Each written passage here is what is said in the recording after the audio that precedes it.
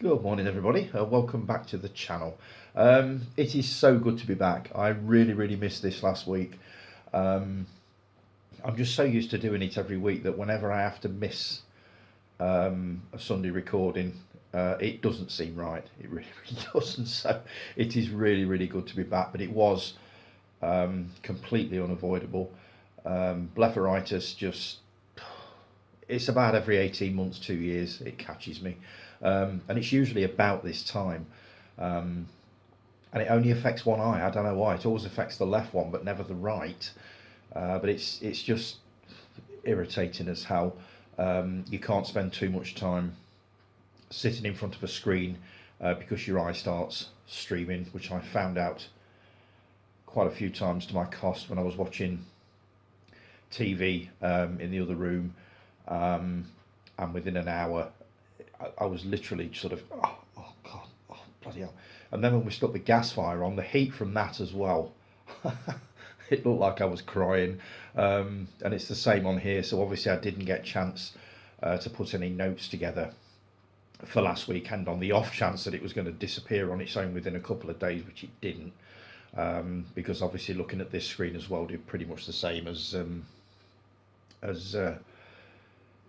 watching the TV did. Here we go. I've also got these. Somebody recommended these to me, which I've not started wearing yet. But they are UV protective glasses that you wear when you're either watching TV. Oh my God, everything's gone orange now. I look like Ali G, for fuck's sake. But apparently this cuts out all of the harmful UV rays, which it won't hurt, let's put it that way.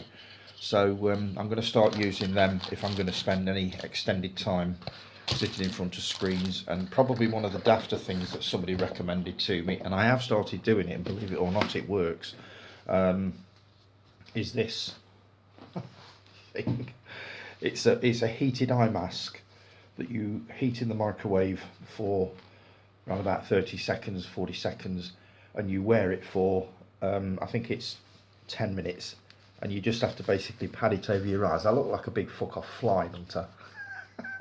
But that's another thing somebody recommended to me. Try a heated eye mask, and it does ease the problem. So I'm going to be taking both of those on board, and some other bits and pieces as well, some old wives' tales like tea bags and stuff like that. Tea bags over the eyes.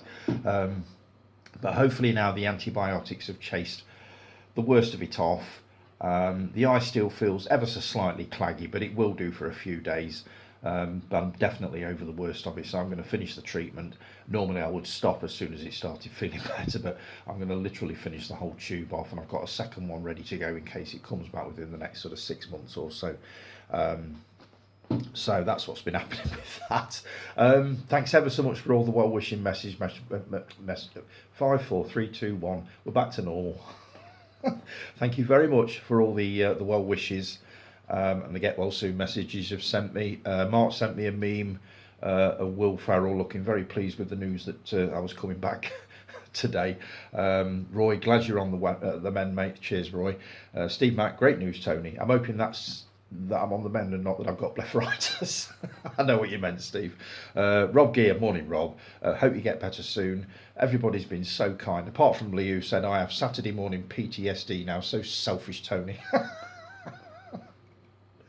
Oh God. So yeah, it meant a lot, guys. It really was appreciated reading all that. And I hate putting those normal service will be resumed, because even I didn't know how long it would take. I think the last time I had it, I was offline for the best part of 2 weeks.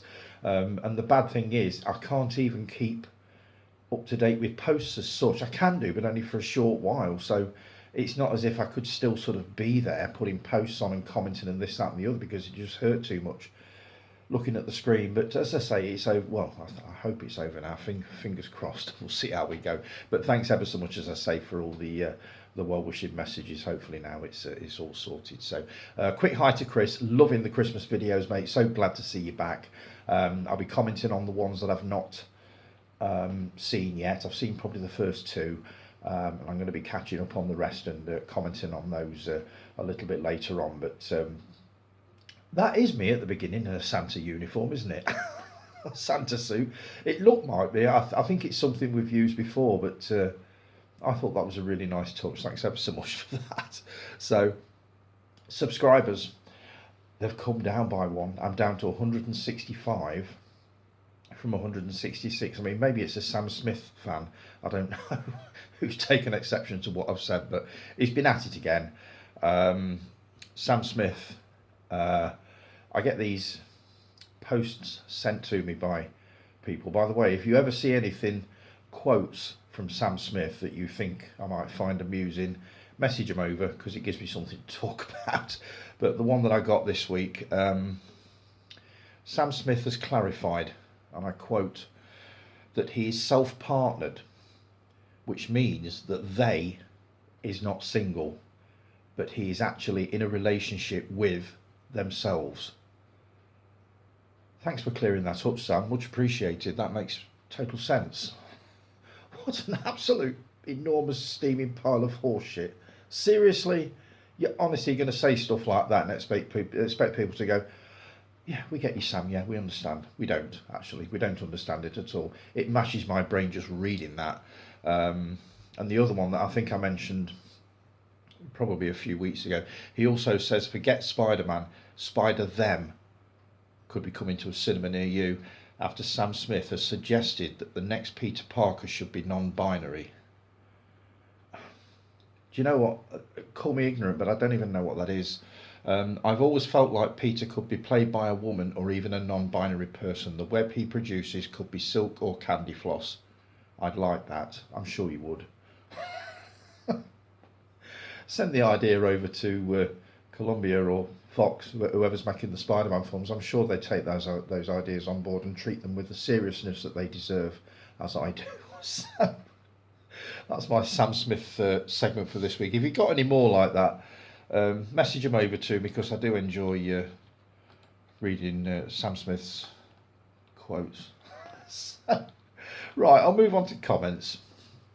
David Mansell, morning David. Awesome video as always. I believe it's Old Gold Media who distribute the old network titles.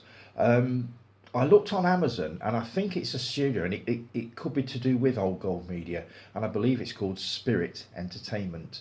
But have a look on Amazon at any old network title. I'm trying to think of one off the top of my head that I know is coming out, but I can't think offhand. Mind Your Language. There you go, Mind Your Language. Have a look for that one, and I think you'll find it's Spirit Entertainment, but it could have changed since I last looked.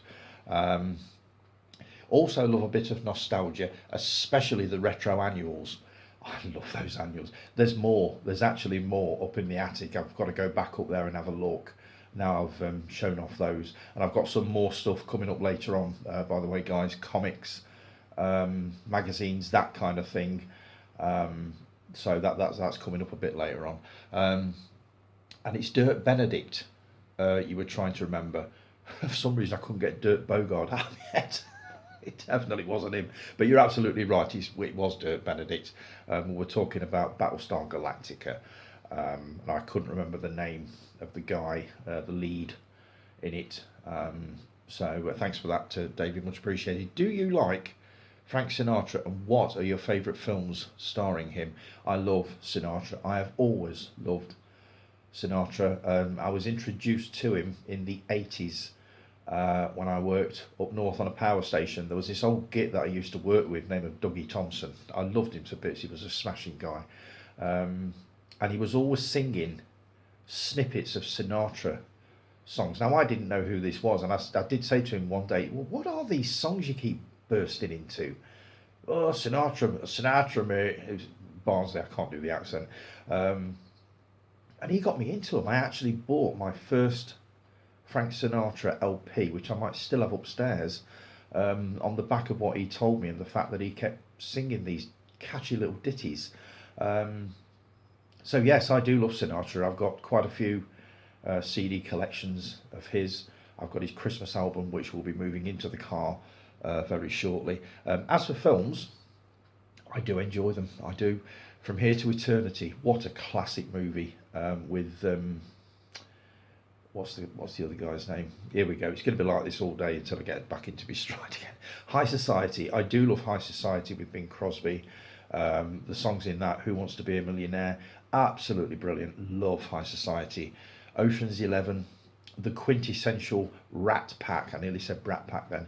Rat Pack movie, which is a million times better than the remake. The remake was okay with Brad Pitt and all that lot, but for me, George Clooney was in it. A good movie, but for me, it will always be the original Ocean's 11.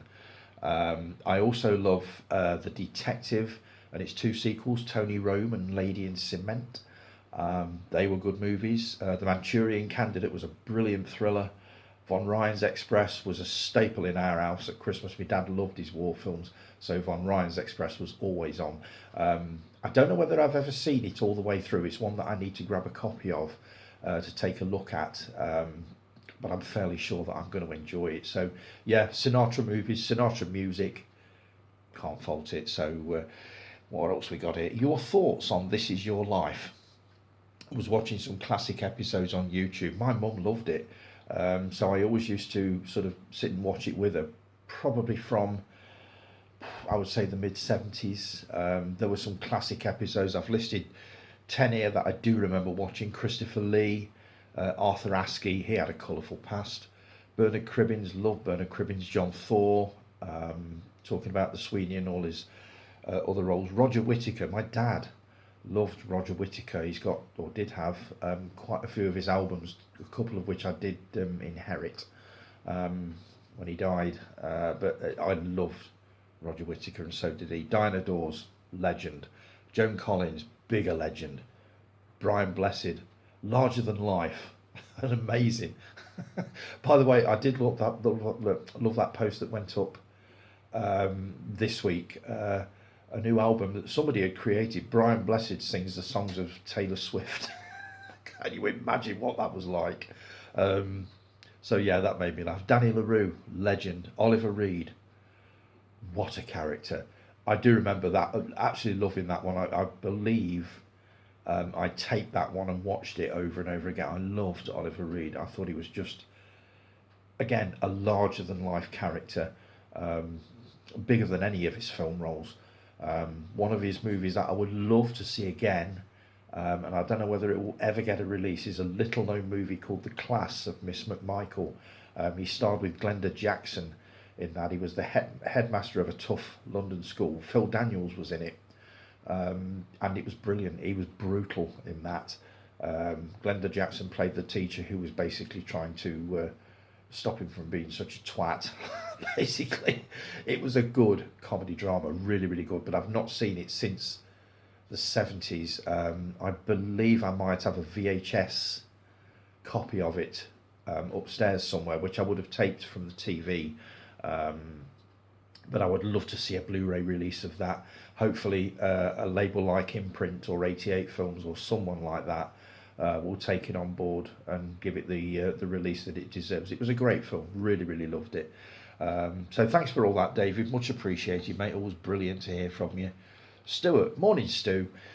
No worries about our meet-up in the new year, mate. No pressure at all. Thanks for understanding about that, guys. I don't think it's going to change anytime soon, but I am going to try and make inroads to sort of improving my communication skills outside of this next year. But I think it's just the way I am, and it started, as I say, in lockdown. We were all sort of turned virtually into hermits during that time. We were not allowed out.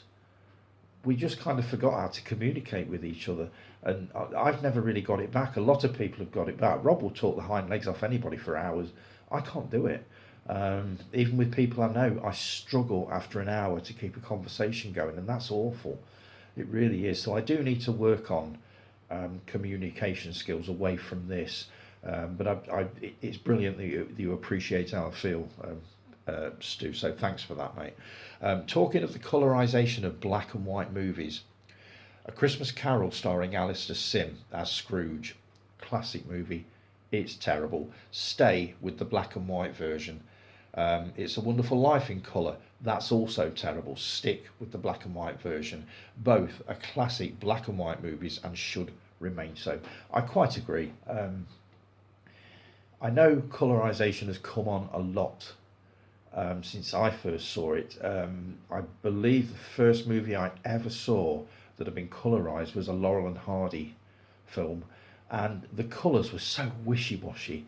It was just, things were blurred and it just looked awful. Now they look completely different. My only problem with it now is the fact that I'm so used to watching it in black and white. It looks like you're watching a completely different movie, and not a better one. I don't know. I will always take a look at little snippets of movies that have been colorized and think, yeah, that looks all right. But as for actually watching one that's been colorized all the way through, it's very rare, very, very rare that I do it. If a movie's in black and white, it was made in black and white for a reason. As in, many, many years ago, they didn't have colour. Also, directors make movies in black and white to give it the effect that they want it to have, like The Elephant Man, like Eraserhead. David Lynch is a bugger for it. He will always make a black and white film and you don't expect it. And The Elephant Man was just superb, and I can't imagine watching that in colour. Why would you want to do it? There is nothing wrong with black and white films. Even though I used to work with someone many, many years ago, young lad, and he would not watch anything at all that was in black and white, whether it's TV, movie or anything. And he told me this one day, because I was talking about something I'd seen. It could have been Psycho, it could have been anything. And I said to him, it was one of them, it's a classic black and white. But as soon as I said black and white, it was like, oh no, I won't watch it then. Why? Because I never ever watch black and white movies. Why? Because I don't like them. And that was it. That was the end of the conversation. So I do get this thing about colorization, but it's not for me, I'm afraid. Bloody hell, mate, you're looking good for 62. Thanks, Stuart. One tries, It's not easy looking like this, I have you know. You need to know that. It's not easy to look this young, vain twat. You're right, Ghostwatch is miles better than Late Night with the Devil. They're like night and day. Jason Kay, our Ginger Ninja, he loved Late Night with the Devil. He really enjoyed it. And to be fair, so did I. It just wasn't... I just heard so many reviews that had compared it to Ghostwatch. And yes, I get that it was inspired by Ghostwatch, but to compare Late Night with the Devil with that classic movie, it does it no favours at all. Yes, I enjoyed it, but given the choice between watching Late Night with the Devil and Ghostwatch, I will pick Ghostwatch every time. So that was my only issue with that. I watched Hello Dolly starring Barbara Streisand. Brilliant. It's such a feel-good musical, so upbeat. Do you like musicals? Name a few of your favourites, mate. I do. I love a good musical. I've not got many. You put, I love a good musical, but I bloody hate the sound of music. So annoying and overrated in my opinion. I was unfortunately brought up with it. My mum loved it. But here's 5 of my favourite movies. Oh, you also asked me about Christmas films. Probably 3-4 weeks ago, basically asking which Christmas films I would be watching. I found 2 here that I'd forgotten I'd got. They're not Christmas movies, but these remind me of Christmas is long, long gone. As I've said before, me and the family used to go to Pontins Prestatyn every single year in the summer and at Christmas. And at Christmas we used to go with a handful of mum and dad's friends, their families. It was just a great get together. It was absolutely amazing. And 2 years on the trot, these 2 movies were on, and they've always reminded me of those holidays, because the first thing I did when I got in from the drive home was put the TV on. I used to wind Dad up somewhat rotten. It's like, don't put the bloody TV on, let's get all this stuff away. But the first time I put it on, this one was on. Digby, the biggest dog in the world. Never seen it. I've only seen the odd bit of it because obviously my dad insisted that we get all the stuff put away. So I think it lasted about 5 minutes, but I've always wanted to see this all the way through. basically because it reminds me of that Christmas. And the other one, Womble 3. I think this was the only movie that the Wombles ever did. Starred the wonderful, I think it's David Tomlinson is in this, yes. Francis de la Tour, who played Miss Jones in Rising Damp, and also the neighbour in Vicious with Ian McKellen and Derek Jacobi a few years ago. That was a cracking comedy. And Bonnie Langford in her Alpha Queen of Queemanton I'm Thick phase, which she moved on from that thankfully and did some good years in Doctor Who and also EastEnders. She was amazing in that.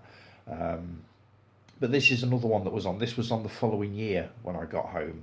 And probably saw 5 minutes of it before my dad vetoed it and made me TV off. So it's one that I've always wanted to have a look at. So that's 2 Christmas films that I'm definitely going to be taking in this week, because they will go by the TV with the other 73 DVDs that are there. So, but movies, musicals. Let me go through these. These are 5 of my favourites. I couldn't actually find any more. I've stuck to, where possible, movies with original songs in them rather than musics with a musical soundtrack, as in pop records, that kind of thing, because I think they're a slightly different genre. But the first one, Rodgers and Hammerstein's South Pacific, I have a real soft spot for this one. This apparently was the first movie that my dad took my mum to see at the Pictures when they first started going out together. He bought her the soundtrack, which I have now got upstairs. It is as tatty as hell. The cover, it was a gatefold sleeve and it had sort of pages in it of pictures from the movie, and it is in a bit of a state. I don't quite know how it got like that. I'm guessing it'll be from about 1959, which I think is when this movie came out. So you're talking about something that's the best part of what, where are we, 60, 70, 80, 90, 2000, 2010, 2020. You're talking about something that's over 60 years old. So it was bound to get some wear on it, but I never stopped playing it. I absolutely loved the soundtrack to South Pacific and could not wait to see the film that they were all taken from. And I believe I got the chance when it was screened on ITV. It would have been probably late 70s, and absolutely adored it. But this has got a special place in my heart because I always think of my mum and dad in the cinema watching this, and then hopefully shortly after that I came along. So that's the first one. Next one is one of your favourites. Now I've got to confess I haven't actually seen this, but I bought the soundtrack on CD a while back, and it spent a good 3 months in the car. I literally listened to it on the way to work, on the way home. I loved all of the songs, and eventually I grabbed a copy of Hello Dolly. I really must find the time to watch this. It's a long film. I believe we're looking at over 2.5 hours, but I could be wrong. But this is one that I definitely want to take a look at some point. But I do confess I've not seen it as yet. But I know for a fact I'm going to enjoy it because I love all the songs, and it's going to have the same effect as South Pacific had. I'm fairly sure that when I watch it, it's just going to be the novelty of seeing all of the songs actually in the movie. So Hello Dolly would be my next one. This one was recommended to me by someone at work. He loves the band that provided the songs for this. I knew nothing about them apart from one song, and I bought this one completely blind and was totally bowled over with it. Sunshine on Leith. I couldn't tell you what it's about. I have seen it, but I can't remember what it's about. You're going back a long time when I watched this, but obviously it's based on the music of the Proclaimers. Now I know nothing about the Proclaimers apart from is it 10,000 miles, 5,000 miles, 150 miles? Apart from that, but he recommended it to me, said it's a cracking musical, and that came from somebody who does not do musicals, but he really enjoyed this one because I think his missus sat him in front of it. I watched it and again completely bowled over by it. Loved the soundtrack. For some reason I didn't buy the soundtrack on CD, but I do remember really enjoying this. That's Sunshine on Leith, starring I believe George Mackay among others. So yeah, that's number 3. This one, I absolutely adored this. It got the most awful reviews when it first came out in 1980. It was one of a number of musicals that came out about that time, including Can't Stop the Music, which I also adored, the Village People vehicle that starred, I think, Valerie Perrine and Steve Guttenberg was in it. But this one, as I say, the critics hated it, the public didn't like it. I bought the soundtrack on LP way before I saw the film, because the songs from this were all over the radio. Obviously, they all charted near enough. Xanadu, starring Olivia Newton-John. It also starred Michael Beck, who starred in The Warriors in 1978, and I read an interview with him once basically saying that The Warriors made his career, Xanadu destroyed it again. So he very rarely worked after that. But I love this, absolutely love it. I know all the songs in it. It's just a wonderful feel-good musical. Gene Kelly stars in this, the legend Gene Kelly. I loved it, absolutely adored it. I watched this probably about a year ago, showed it to Rob, he'd never seen it. All he knew was the title track Xanadu. When it got to number 1, I think he bought it, but he'd never seen the film. He loved it. We're about due for a rewatch of this, but Xanadu is just amazing. Really, really loved it. So that's number 4. And finally, the one you hate more than any other, The Sound of Music. As I say, my mum introduced me to this every single time this was on, and it was on pretty much every Easter, Christmas, most bank holidays. The Sound of Music would turn up on some channel or other, and she would always watch it. A bit like I do with certain films. If they're on, whether it's 10 minutes, 15 minutes in, I will always watch it. And she was very much the same with this. She absolutely adored this, loved the soundtrack. And the same here. It's a 3-hour movie. The songs are just joyous. I loved it, absolutely loved it. Stuart, you hated it because it is so bloody annoying. So, but I absolutely can't agree with you on this one. Amazing. I can't say any more than that. So that is probably my top 5 musicals.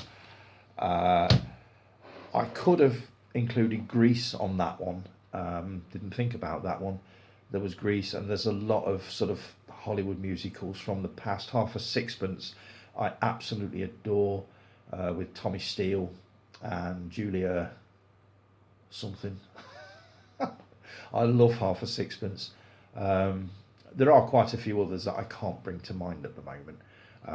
But yeah, I am a fan of musicals. I don't watch them all, but a lot of them I do need to catch up on. Mostly ones that I've not seen from the early sort of MGM years, the Judy Garland ones. I would even class The Wizard of Oz as a bit of a musical. So yeah, I do love a good musical. So let's see. I think you call The Sound of Music so annoying and overrated. Overrated, Stuart. Wash your mouth out.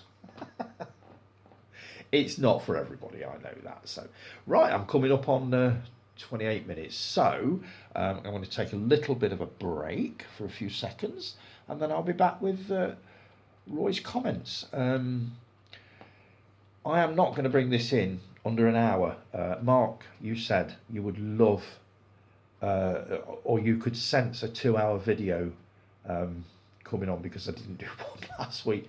I don't think I'm going to be a million miles from that. I have got a lot to get through.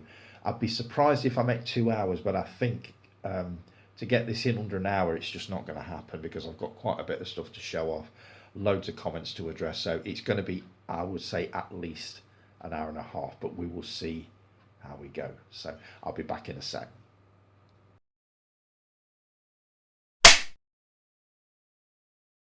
And we're back. Right, moving rapidly on. Roy, morning Roy.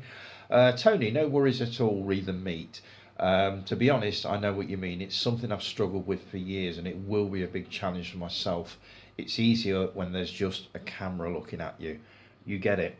And Sam gets it, and I'm pretty sure that everybody else kind of gets it. as I've said before, I am a bit of a hermit nowadays. I find it very difficult to talk to people, especially people that I've never met. Um, and it's odd because I feel like I know you all so well because we have kind of become friends over this, over the last 3 years, 4 years, however long I've been doing it. Um, so I shouldn't really have any sort of an issue with it, and I'm fairly sure that I won't be long term. As I say, I do need to work on it, and I will be doing that next year to try and sort of kick it into touch a bit. Um, but for the moment, it is what it is. So thanks for understanding about that, mate. You have there the best of Buster. That would be that Blu-ray that I bought, that you kindly recommended to me. The only one on there that I've actually heard of is the General. That is the one that keeps coming up whenever I read articles on Buster Keaton. The General is always pretty much the first movie that's mentioned within those. Why am I slouching? Just bear with me. My dad would have said, don't slouch, don't slouch. So yeah, I'm looking forward to getting into those. I've not had a look at them yet, but the one thing I'm going to be working on as well as social skills next year is getting more movie watching done.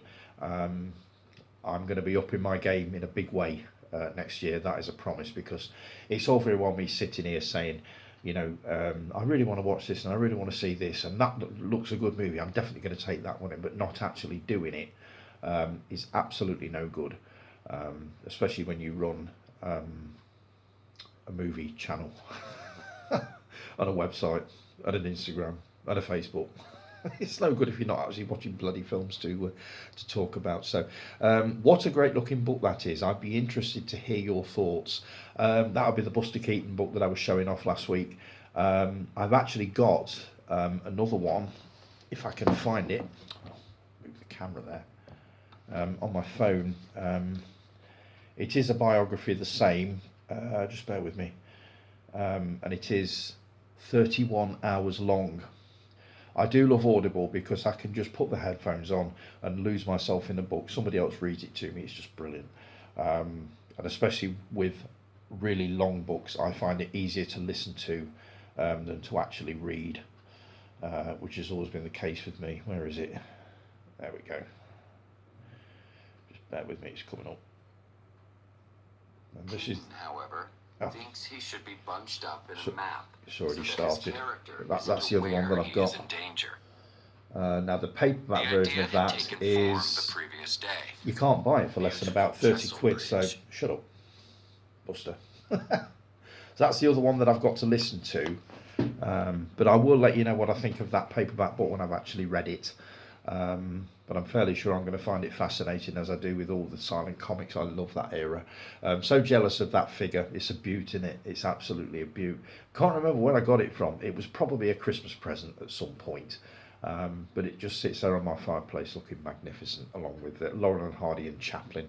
Loved your weekly watches video. Not so much last week. I keep forgetting I've skipped a week. This would have been 2 weeks ago. My Name is Nobody. Somebody at work recommended this one to me, Terence Hill. And it's one that I definitely want to take a look at, which is something I'm going to be not saying so much next year, hopefully. Jaws 4K. Definitely agree with you on the best scene in that movie is the USS Indianapolis story, as related by Quint, when they're comparing scars and basically getting drunk on the boat. Definitely the best scene. The 4K transfer, I would love to know what the transfer is like on that. So if you get a minute, just drop us a message to tell me what the actual transfer is like. I've been umming and erring on buying the 4K of Jaws because it's the 50th anniversary of the movie next year.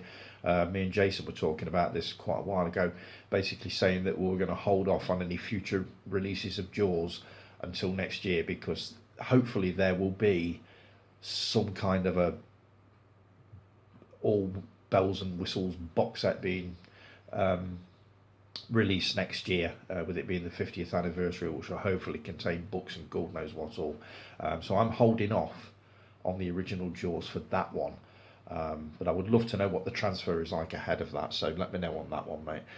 The Lady Killers. We established that was remade with Tom Hanks, and I don't think you were overly impressed with it. The original Lady Killers is actually on iPlayer, and I've stuck that on my iPlayer watch list along with, and I didn't realise this, but they have got an absolute shitload of Ealing comedies on Prime. I accidentally bumped into them while looking for something else, and there are loads of Ealing comedies on Prime, pretty much all of them. So I'm going to be taking some of those in. But the Lady Killers I will be taking in on iPlayer at some point. Sleeping Dogs. I'd never heard of this. I watched the trailer and it does look good. Sam Neill looks well young in that one. So that would have been about what, 1976. The first time I came across Sam Neill would have been The Final Conflict, the Third Omen film, which I thought he was amazing in. I also enjoyed the series Riley, Ace of Spies. That was good. And Jurassic Park, obviously. But I will definitely be taking in Sleeping Dogs at some point. The Forger, Travolta and Plummer. Worst film you've seen in a while. Thank you so much for letting me to have it, mate. It turned up yesterday, so really, really appreciate that. Thanks for taking the trouble to send that off to me, Roy. I will be taking a look at this hopefully sometime this week, and I will let you know what I think of it. I think I'm going to enjoy this, but I'm only going on what I've seen in the trailer. To me, it looks really good. I don't mind a slow-moving film so long as it goes somewhere. I can wait for it to get where it's going. But whether you're the same as me on that one, or whether you like things to move along a little bit quicker, I don't know. But I'm definitely looking forward to watching this. Huge Travolta fan. There's a lot of his movies that I've not seen. As you know, I love Saturday Night Fever. I would also I've seen Pulp Fiction, a couple of others, but there's a handful that I've not seen, and this is one of them. So thank you so much for sending that to me, mate. That is very, very much appreciated, and I will tell you what I think of that hopefully next week when I've had a chance to watch it. So cheers for that, Roy. Edge of Tomorrow. It featured in your top 10 sci-fi movies, which I've yet to have a look at. That video has 961 views. You were saying this. It's amazing. I think my Kes review hit, let's see, over 1,000 views. I can't explain it any more than you can. I think just very occasionally you do a video and it kind of hits a sweet spot. It just hits right. And then all of a sudden everybody's watching it. And then you do another one and you'll get like 50 views. I had that happen, was it last week? No, a few weeks back. One of my videos got an amazing amount of views. I can't remember how many it was, but it was a good amount. And I thought, what in the hell happened there? Whether it was a blip, whether nobody was going out and were just scouring YouTube and decided to watch it, I don't know. I can't explain it, but it does. Every now and then you just hit it just right, and it strikes home with people. So that's obviously yours. So hopefully you'll get another one like that, mate. Edge of Tomorrow. I can't say I was overly keen. Whether I'd watched it on the wrong day or not, I don't know. But I can't say it did an awful lot for me at the time. I probably do need to give it a second view. But in light of the fact that I've got so many movies backed up, films backed up for a first view, I probably can't justify watching it again at the moment. But I can't say it did much for me, to be fair.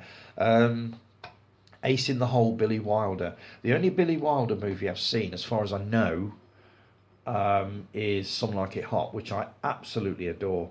But I love the look of Ace in the Hole. I checked the trailer out with Kirk Douglas. Well, it wasn't here, but the movie with Kirk Douglas. And yes, I am very interested in taking that one in, so I will be having a look at that one. And also Town on Trial, which you recommended. Neil, I can't remember the name of his channel, but I did sub to his channel. You say that he loves obscure movies, the same as I do. I love anything that's a little bit out there and a little bit weird.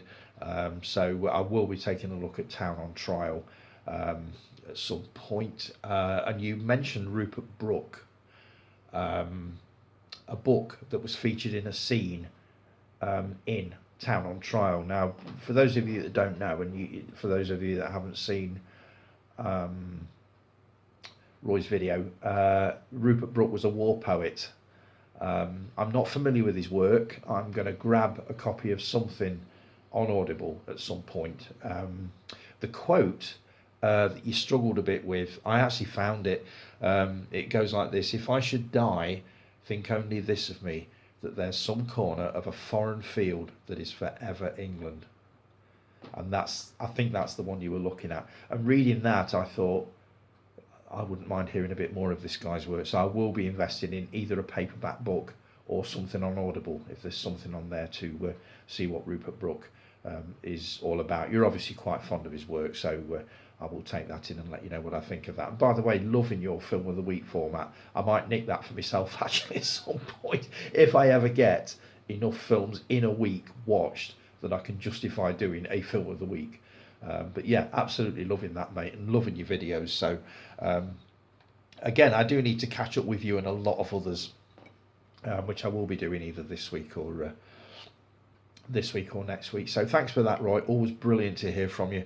And once again, my friend, thank you very much for sending that to me. Very much appreciated, and I will be letting you know what I think of that. But I'm fairly sure I will enjoy it. If Travolta's in it, it's going to be at least watchable. So right, Steve Mack. Morning, Steve. Our Criterion guys. Some other Mel Brooks movies worth considering are To Be or Not to Be. Can't remember whether I've seen that one or not. Is this the one with? It's not Springtime for Hitler, because that's the producers. Was one called The Hitler Rap? Was that part of To Be or Not to Be? If it is, then I've probably seen it, but a long, long time ago, probably when it first came out, with his wife Anne Bancroft. I didn't know he was married to Anne Bancroft until I watched a documentary on, I think it was either Prime or Netflix, about Gene Wilder and his relationship with Mel Brooks, and it mentioned that he was married to Anne Bancroft. I had no idea. If you get a chance to check that documentary out, by the way, it's an absolute blinder. I think it's called Remembering Gene Wilder. It definitely brings a lump to your throat at the end, the last 10 minutes, my God. But really, really good. What else have we got here? History of the World Part 1. Loved it. Absolutely loved it. Classic Mel Brooks. The 12 Chairs. I've never heard of this. I had to look this one up. I will be taking a look at it, but I had never ever heard of the 12 Chairs. But if you're recommending it, I'll go along with that. Also my personal favourite. Now I don't know whether that's referring to the 12 Chairs or the next one, The Producers. I hate to say I have never seen it. I know of Springtime for Hitler, and remember hearing that song and thinking, ouch. Controversial Mel Brooks started that early. So that's one I've definitely added to my watch list, and I know it appears on iPlayer quite a bit, so I've not got long to wait before I can take that one in. I know it was remade, was it in the 90s or the 2000s, with, I believe, Matthew Broderick and Nathan Lane. I'd be curious to hear what your thoughts are on that one, Steve, with it being a remake, and with it being a remake of a film that you love. And also Life Stinks. I've heard of this, but I don't know anything about it, so I will be looking that one up. I could do with doing sort of Mel Brooks movies in order. The other ones that I love, obviously Blazing Saddles, Young Frankenstein is just hysterical. High Anxiety, really enjoy that one. Not seen any of those for quite a while. But Blazing Saddles, it's just been released on 4K, but there were a lot of people on YouTube basically saying that it's a bad transfer, probably one of the worst ever. So I'm going to stick with the Blu-ray that I've got until somebody basically says actually all these people are wrong, because it's brilliant. But thanks for that, Steve, much appreciated. Oh, there's another one here, Punch Drunk Love. Talking about this last week, Adam Sandler movies. I've only ever seen 50 First Dates, which I really enjoyed, with Drew Barrymore. And it turns out he's done 2 or 3 with Drew Barrymore. And I also love Drew Barrymore, so I'm very tempted to take in one called Blended. And there's another one, I can't remember the name of it. But he's also done a couple of dramatic movies, which I would definitely love to see. Punch Drunk Love is one of them. One of my colleagues at work watched it last week, thoroughly enjoyed it. Had never heard of it, never seen it, but really, really bowled over by it. So I definitely want to take that one in. And also Uncut Gems, and also Rain on Me, which is one that Sam recommended to me. And that gets a release on Criterion in the UK in February. So I may just invest in a copy of that if I'm going to be watching it. Might as well watch it in the best possible way. So thanks for that, Steve. Much appreciated, mate. Always great to hear from you. Jason K, our Ginger Ninja. Morning, Jay. I haven't seen Ghostwatch yet, but I do have it on my watch list. Definitely worth a look. Whether you're going to agree with me and was it Stuart that said that it's better than Late Night with the Devil? It's hard to know what to say about this one. I'm not saying that Late Night with the Devil is worse or it's a bad film. I'm just saying that I prefer Ghostwatch. And I'd be very curious when you do finally get around to watching it to hear what your thoughts are on it. It terrified the nation 30 plus years ago, and I'll never forget the effect it had on me. I it just every time I watched it, it had exactly the same effect on me. It just scared the living daylights out of me. Whether it would now, I haven't seen it for a number of years. I think the impact probably would be probably a little bit watered down now, but I'm fairly sure it would still have roughly the same effect. But I would be very curious to know what you make of it when you get around to watching it, mate. Jimi Hendrix is amazing. I started listening to him with his greatest hits album, The Ultimate Experience, and was blown away. It was very much a different feel and style of music for me, but I still have a lot of his songs in my playlist. This would have been in the early 90s, so it's stuck around with me for a while.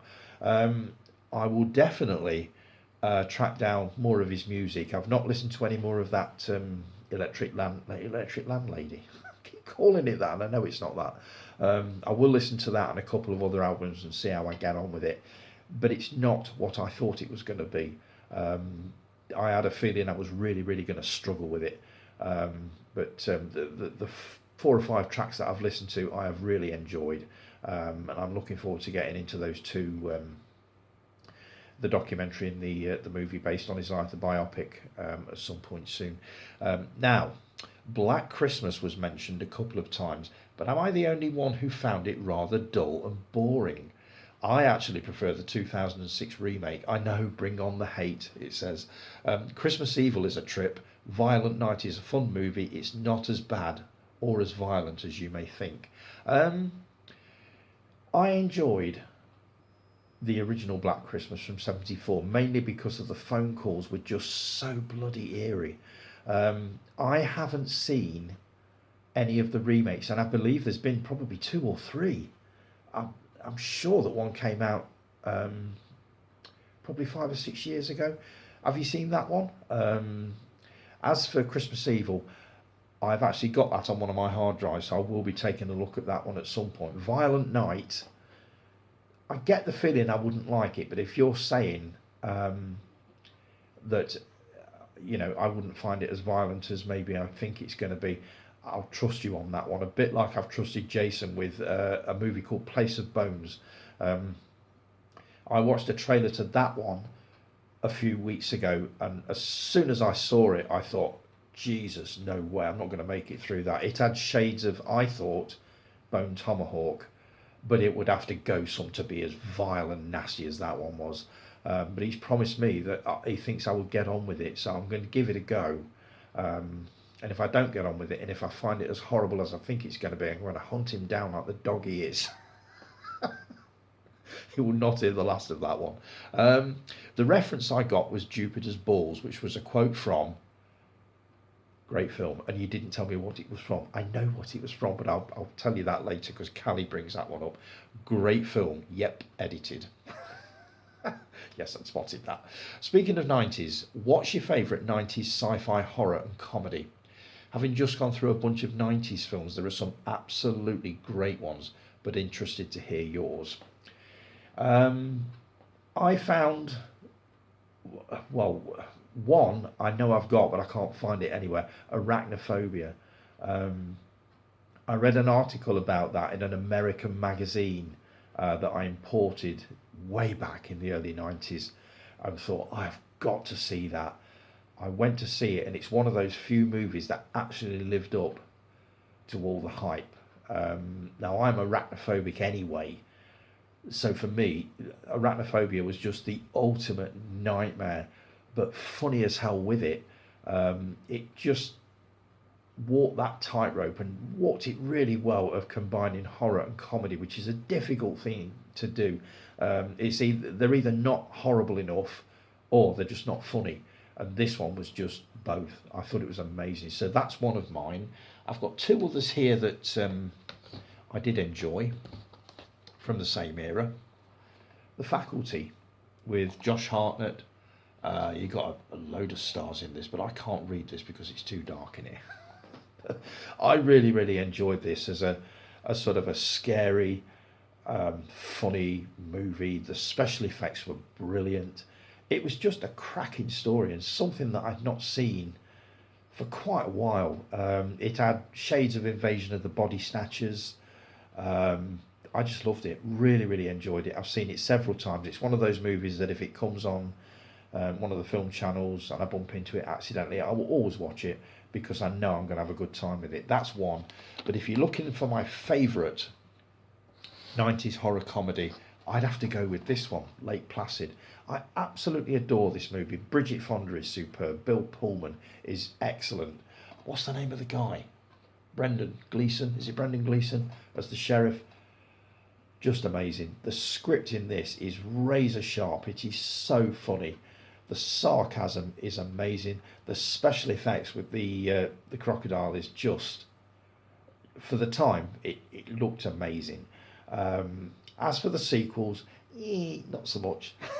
But if you're looking for my favourite 90s horror comedy, I would definitely say Lake Placid, without a doubt. And I do want a Blu-ray copy of this at some point. And I will be getting one, I promise you. But yeah, hope that answers that one for you, mate. Can definitely recommend From. This is a series I'm hearing a lot about at the moment. A couple of friends recommended it. 10 episodes per season, one season a week, and I'm now halfway through season 3. Is it worth it? Yes, but my concern is that we won't get answers. Alarm bells are ringing, and be left with more questions. More alarm bells are ringing. I'm worried it's going to be another Lost. I wasted so many hours on that. I loved it. The series itself was absolutely brilliant, but it came to the end of a season, and I stuck through probably 6 or 7 seasons of it. And every time it looked like, oh, we're finally going to find out what this is. Got to tune into the next one. And all of a sudden it does that and goes off in another direction. And it's like, oh, okay. The only season I didn't watch was the last one because I'd really, really lost patience with it by then. And I did meet someone a few months later who also loved the series. And I said, that last season, was it good? He says, yeah, it was brilliant. And what was it? He says, I've no idea. It didn't explain it. What? No, there were no answers at all. It just kind of left us hanging. And I thought, my God, I've wasted something like 90 hours watching that and not getting any answers. No, sorry. So I will not. I don't know. I'll have a word with my colleague at work because she watches it and she loves it. But I don't think I can go through another 3 or 4 seasons of a thing and come to the end of it and think, well, what was the point of that? Which is the reason I will not watch series that have been cancelled. I will normally let a series go for sort of 3 or 4 seasons just to make sure that it is going to carry on, because there can't be anything more annoying, and it's happened to me before, but I can't bring any instances to mind, of a series that you'll watch the first season of, you'll love it and think, God, I can't wait for that to come back. And then a few months down the line, you'll read that actually it's been cancelled because viewing figures were low. Oh, okay. So I'll normally wait now till it's got sort of 2 or 3 seasons, maybe 4 under its belt, and then I will take it on. But I will also be keeping a close eye on, whether we actually get answers to all the questions that these things throw up. So, yeah, I'm a little bit trepidatious of from, but we'll see how we go. V for Vendetta is awesome. The Wachowskis at their best. Looking forward to watching that one because I've heard so much about it. I've always been put off by the image of the mask on the front. I don't know why. I just thought it's probably not something I'm going to enjoy, but I will be taking that on. Falling Down is a great and funny story. I was just looking at that exact Blu-ray today, but wrong region code. I'm sure it must be available over there. Surely, a famous movie like Falling Down, I'd be very surprised if that wasn't available, Jay. Contact is Contact. It's good but not great. Definitely a one and done for me. This is the Jodie Foster movie that I was showing off last week, and basically saying that I would love to see it because the trailer makes it look very, very similar to Close Encounters, but I'm guessing it's not. I will take a look at it.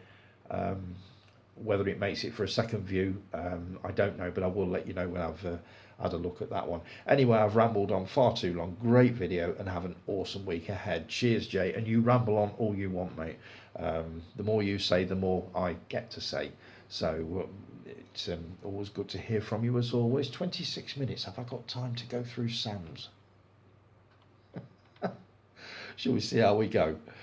Sam, great video as always, Tony. I've never watched or seen Mind Your Language, but we'll definitely take a look at it.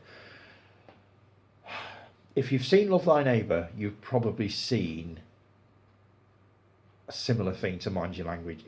It's a little bit watered down from those days, but it's still good. I would definitely recommend it. It's good fun, just really, really good on PC fun from an era when we could laugh at each other and not be offended by every little thing. Really like the first few series of Love Thy Neighbour. We'll have to take a look at the film version at some point. It's really, really good. Really, really good. Again, totally on PC. I can't imagine that ever getting a screening on terrestrial TV. It just wouldn't happen. But it's just really good. A worthy feature film spin-off from a cracking television series. So yeah, I would definitely take a look at that. I mean, obviously the PC Brigade would not like it because obviously they're basically just a bunch of whining little crybabies. Don't even get me started on that. There might be more Sam Smith stuff to come yet. I don't know. I've booked tickets in December to see around 8 films at Tyneside Cinema, some of which I've not seen, including The Apartment. I've always wanted to see that one. This is Jack Lemmon and Shirley MacLaine, isn't it? And I believe it's a Billy Wilder film, which goes back to what Roy was saying, what was talking about. So yes, I wouldn't mind seeing The Apartment. So that's one, again, that turns up on iPlayer quite regularly. So I'm going to be looking out for that one and taking a look at that. Remember the Night. Never heard of it, mate. I need to look that one up. The Bishop's Wife. Supposed to be a classic Christmas film. So I'll be catching that one at some point. And The Holdovers, which I've heard a lot about. Have you seen any of these, buds? Have you 4 3 2 1 have you seen any of these, bud? And if so, what's your thoughts? No, in a word. I haven't seen any of them, but I'm definitely going to be looking them up, so I shall give you my thoughts when I've actually watched them. I really liked UFO, Jerry Anderson. A lot of episodes felt a bit samey, but still enjoyable. I need to try and check out more episodes of Joe 90, Supercar and Stingray in the new year. What's your thoughts? My favourite, obviously, is Thunderbirds, as I said last week. UFO, I enjoyed it purely for the nostalgia value. I caught a couple of episodes on, I think it was Talking Pictures TV, a short while ago. Really, really enjoyed it. I have actually got the DVD set upstairs, and I will be taking it in again at some point, just basically to see how much it's changed. But UFO was good. It was just very, very different, and it's one of those that was ahead of its time, and I don't think the public were quite ready for it because they were used to the puppet format of Jerry Anderson, i.e. Thunderbirds, Joe 90 and stuff like that. Joe 90 was good. There's another one that I really enjoyed called The Secret Service. It's not talked about very much, but I thought it was really, really good. And that was another Jerry Anderson one. So that's one to maybe look up, Sam, when you get a minute. Falling Down is one of my favourite films ever, Tone. Great character study film. Also, I just ordered 2 more BFI titles in the sale. Jubilee and Bluebeard Castle. Jubilee is excellent. I've actually got that one, as you probably saw last week, or the week before. I love it. Toya Wilcox was just superb in it. Bluebeard Castle, not heard of that one, so I can't comment on that one. Currently rewatching Doctor Who: The Seeds of Doom. Fantastic adventure with Tom Baker. Looks like it could have been influenced by The Thing from Another World. Great story to watch in the winter months.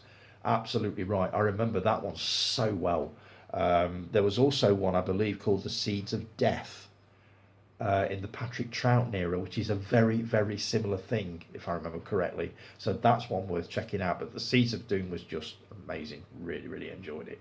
So I am going to take a quick break now because I've gone over 30 minutes and this will cut out if I don't. So I've got a little bit more of Sam's comments and then we're moving on to the lovely Mark, who's got quite a bit to say this week. So I'll be back in a sec.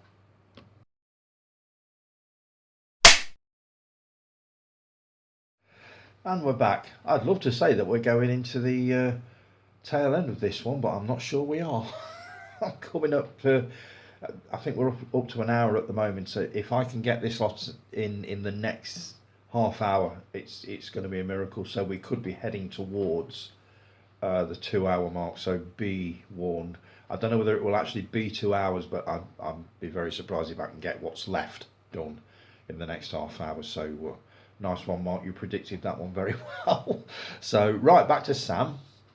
I also love watching the BBC miniseries of The Lion, the Witch and the Wardrobe from 1988. Always watch it around winter time. Your thoughts on this and also the BBC adaptations of other Narnia stories. I have never ever watched a Narnia series or film or read a book. I know of it, C.S. Lewis. I know there were 3 or 4 books in the Narnia Chronicles or whatever you want to call them. But I'm not familiar with them. If we're talking BBC adaptations of kind of winter stories, one that I did enjoy, and I've not seen it for a while, but I know it's due for release on Blu-ray. It's probably out by now. The Box of Delights, starring the amazing Patrick Troughton. I saw this one. My stomach is making some unbelievable noises this morning. If you can hear them, I do apologise. Sounds like an earthquake. So yes, I would say Box of Delights was a good one, but Narnia, not familiar with it, mate, I'm afraid. Keep up the awesome work as ever, Tone, and bring on next Saturday's blog. It's good to be back, Sam. It really, really is. Loving the voice messages, mate. It's always lovely to hear from you. We were talking about comedy. Comedy nowadays has gone right to hell. It's just, I don't find that much of it funny anymore. I will always go back to comedy from the 70s and 80s, which is why I'm loving watching Jim Davison's stand-up DVDs at the moment. Just funny, completely unrestrained. He just says it as it is, even now, and this is why I love the guy. Someone once told me that every joke nowadays starts with a look over your shoulder, and it's right, and it's fucking wrong that it should be like that. We used to be a nation of people who said it how we see it, and to hell with the consequences. But now you just can't do it because of Gen Z or whatever the fuck they call themselves nowadays. And I read an article on that yesterday, which basically pointed out 15 things that Generation Z will not put up with nowadays. And it just made me angry reading it. I'll come back to that at some point because I think you'd find it fascinating. Sam Smith, can you imagine him watching something like Little Britain? He'd go into a meltdown. But it irritates me. It just does. As I've said before, Gen Z, to me, they're just a collection of whining little cry babies who just love to find anything at all to be offended by. They're actively seeking out things to be offended by, and I just can't be doing with them. I've never met one yet, not face to face, because I don't know. I don't honestly know what I would say to them if they started spouting off about things that they would not put up with, and this, that, and the other. To be like, you know what, fuck off, leave me alone. That would be the end of that. When's your birthday, mate? You mentioned your birthday's coming up soon. Let me know when that is. And as for saying I look 45, I'm unbelievably flattered by that. 45, my God, I wish. You've obviously never seen me up close, especially first thing in the morning. I don't look 45, 145 more like. And you were talking about doing all your videos on. You were going to upgrade your camera and this, that, and the other. I've always done these on a knackered old phone. It's not even a smartphone. I don't know what it is, but a very early example one. I've always done them on this, and every time I look at upgrading, I just think, what is wrong with what you're doing at the moment? What possible difference would it make? The only thing I would probably do at some point is maybe upgrade this phone, but it would be an absolutely basic model, and it would be just, to use for filming videos, nothing else. But at the moment, this is working just fine, and until this literally conks out on me, I can't see the point in just shelling out for another phone. So I get what you're saying, mate. And as for videos, you were saying that you save them on your phone, and this is why it's running out of memory and this, that, and the other, and maybe with your PC or your laptop and that. I don't save any of my videos anymore. I did have a bit of a conflict with this. Ages ago, I was literally running out of hard drive on my PC and on the various different sort of portable hard drives that I've got. And I asked someone at work, would you save them or would you get rid of them? And he suggested saving them in case YouTube ever went down and you would lose all your videos. With it being the format that it is, where it is just a weekly chat with you guys, I can't see the point. I've gone back on some of my older ones, but I couldn't watch them over again. So I started deleting them, and the amount of room that appeared on these hard drives by just doing that. So now, once it's been uploaded to YouTube, I delete it. I can't see the point in keeping it because I can always go onto YouTube and watch it, and I'm not likely to want to watch any of the really old ones, especially the ones that go over an hour. It just wouldn't happen. So yeah, I don't save any of my videos anymore, mate. So as soon as I've uploaded them, I get rid. So great to hear from you, Sam. Sorry, I forgot who I was talking to then. That'd be great to hear from you, mate, as always. Mark. Morning, Mark. Morning, Captain. Morning, Mark. My wife and daughter went to the cinema on Wednesday to watch Wicked. My wife loved it. My daughter fell asleep. Your daughter's used to very, very different movies from what you've been telling me. I would never, ever in a million years have imagined that she would watch something like Wicked, so that kind of doesn't surprise me. It's got some really, really positive reviews, but I've not seen the stage show, obviously. I'm not really sure that I'm that interested in finding out the origin story of the two witches in The Wizard of Oz. So if it comes on streaming, I might take a look at it, but it's not high on my priority list, let's put it this way. Jason, you were saying you couldn't pay me to see Wicked. I'll stick with The Wizard of Oz. Mark said, I've seen Wizard of Oz and that's shit as well. What? Really? Jason, you replied, if I watch it today for the first time, I think it was shit as well, but it's another one I grew up with and still enjoy. And this is what it comes down to. It's what you grew up with. No matter how toss it is, if you watched it as a kid and you loved it, you will still love it now. Pretty much anyway. Mark, you were saying that's exactly it, mate. I said a few weeks ago I've watched movies from the early 90s that I grew up with, and I think they are great and still look good. But my kids were like, what the fuck is this? Kids, eh? The younger generation. Last Sunday I tried to watch American Psycho for my never seen thread. Turned it off because it was shit. Now that came out in 2000, but as soon as it started I thought, wow, this looks well old.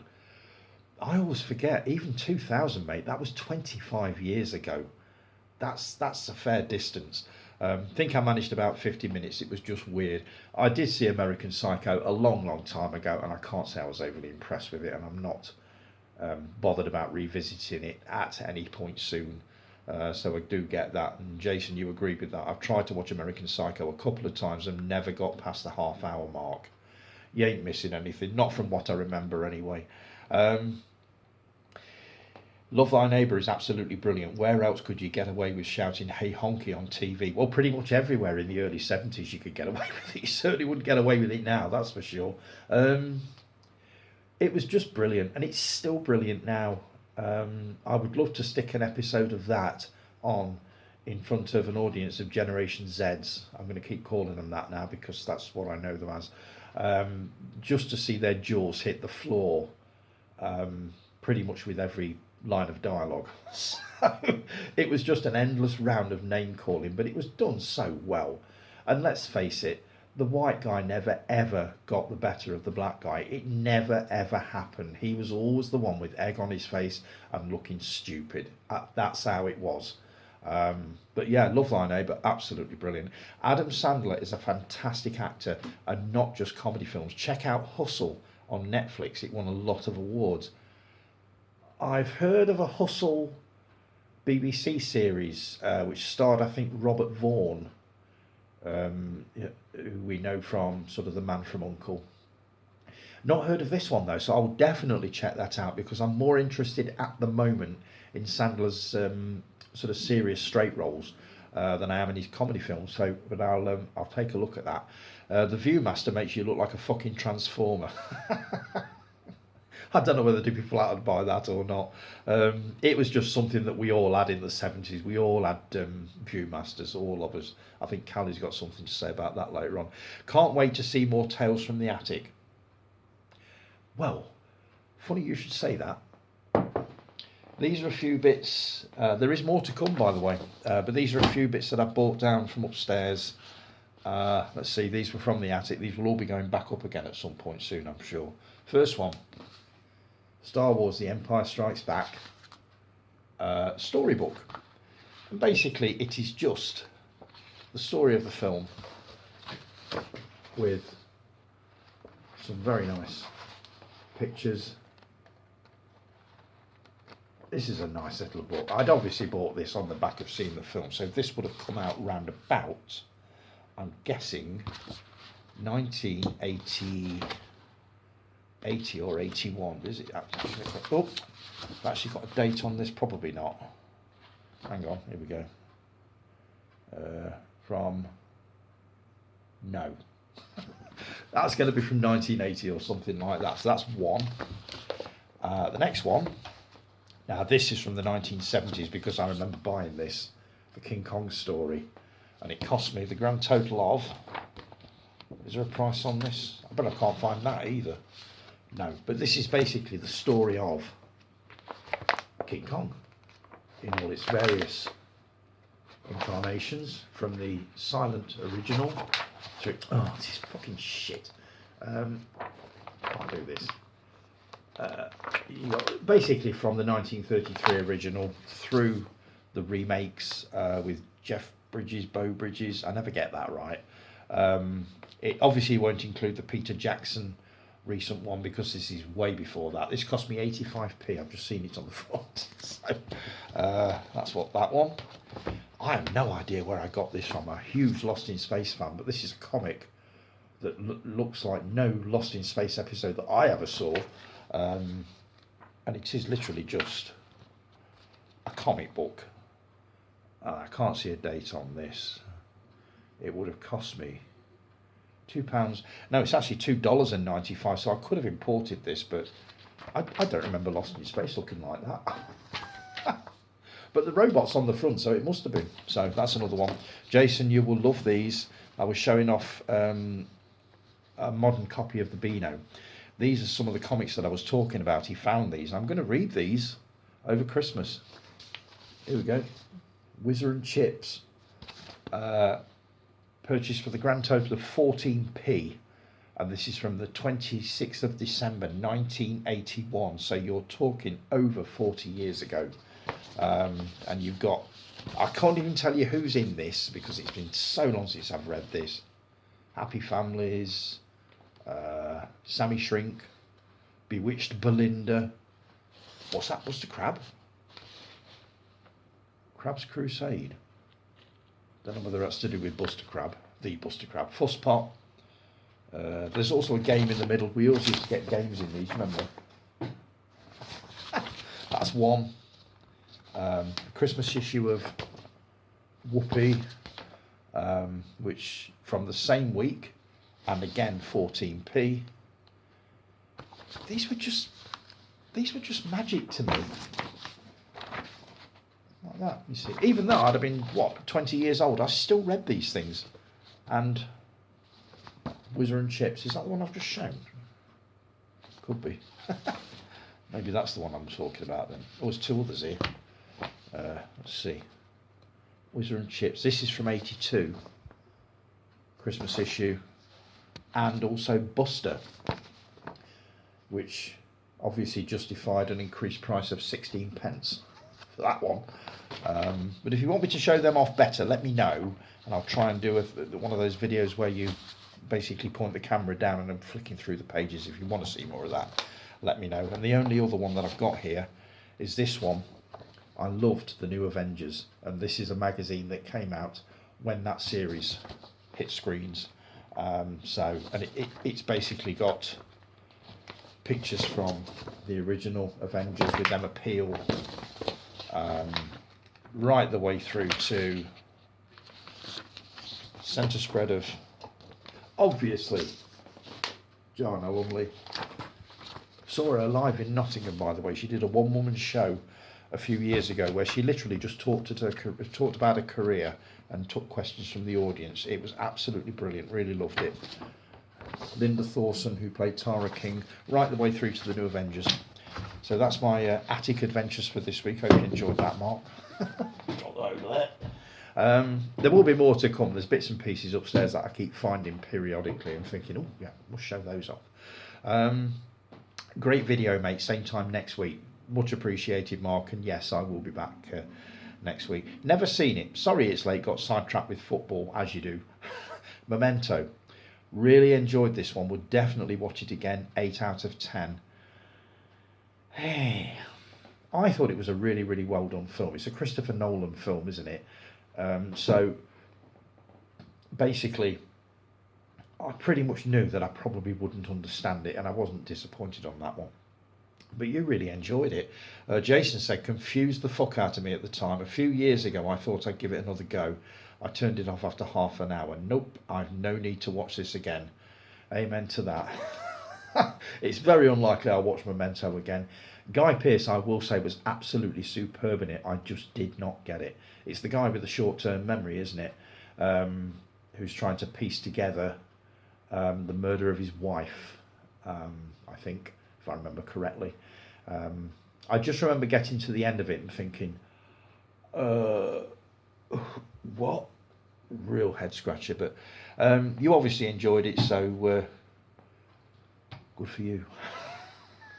Thanks for that, Mark. Brilliant to hear from you, as always. And yes, I will be back next week. Guy, morning, Guy. Shit, I'm late on parade, so you should apologise as well.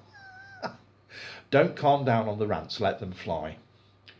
I've got one maybe coming up later, because it's something that happened a few weeks ago, and I didn't think it would happen again, and it happened again 2 days ago.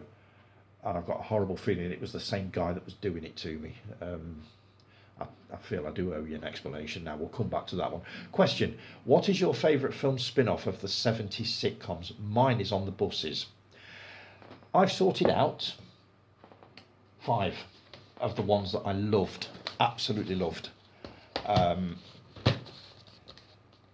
First one is, as you so rightly say, On the Buses. This is a DVD set of all 3. On the Buses, Holiday on the Buses, and Mutiny on the Buses. My favourite at the time was Mutiny on the Buses because I just watched it over and over again. The other favourite is probably Holiday on the Buses because it was filmed at Pontins Prestatyn in 1972, which is where we used to go, but we didn't used to go there until about sort of the mid-70s, so we kind of missed that. And I didn't realise that Holiday on the Buses was actually filmed there. And watching it now is like a snapshot of something that just doesn't exist in the anymore. The place is now shut down. It's in disrepair. It's so sad to see it looking the way it does. I've seen videos of it. It is actually quite upsetting to see a place that you absolutely loved for so many years looking like that. It wasn't good. But on the buses, definitely. Next one, this is another one that I watched over and over. The film version of Please Sir. This is the box set of the whole series, including the movie. Absolutely loved it. Thought it was brilliant. At the time of watching it, you didn't realise, or it certainly never registered, that most of the kids were actually in their 30s, sitting behind these tiny desks. But you never thought anything of it back then. It never seemed odd until you watch it now and you think, these are all grown-ups, these ain't kids. But it was just great fun. John Alderson was never better than he was in this. I thought this was superb. All the teachers were great. The pupils were great, even though a lot of them were way too old to be in that school. But again, early 70s humour. On PC, brilliant. Can't fault it. Next one. How could you not? Love Thy Neighbour. This is one Sam was on about. You do need to take this in, Sam. You definitely need to take this one in. You will get a real kick out of this. If you've enjoyed the series, there's no way you won't like the movie version, because it's just brilliant. So yeah, I would definitely recommend this. Very much the same as the series. I think things started to clean up a little bit as the 70s moved on. Not much, but there was definitely a bit of a lean towards cleaning up their act as far as racism and sexism goes. I think it properly kicked in probably the mid-80s, but up until then you've got stuff like this which you could definitely rely on to have a good laugh at. Another one from the same era, Nearest and Dearest, Hilda Baker and Jimmy Jewell. This is obviously the movie version of the TV series. They obviously take the characters, as they always used to do, to the seaside, to a guest house. So there was a lot of sort of seaside related humour in there. The series was great. It was absolutely brilliant. My nan used to love this because I think she was a huge fan of Hilda Baker. But the film version, you can't go wrong with it. What certificate was it? It's actually a 12. So it's not... I'd have thought this would have been a PG, but this is actually a 12 because obviously there's a lot of stuff in there that you wouldn't get away with now. I think this was made about 1970... What does it say? No, it just says the date of the DVD, but I'm fairly sure this was about 1971. And the final one, I used to love this series. Again, my dad got me into this one. He used to adore this. I didn't take in the movie version until years after the series finished. But I do remember it coming out and seeing the article and film review basically saying that it's a really good adaptation of a sitcom. The Likely Lads. Again, takes them on holiday, on a caravanning holiday, amongst other things.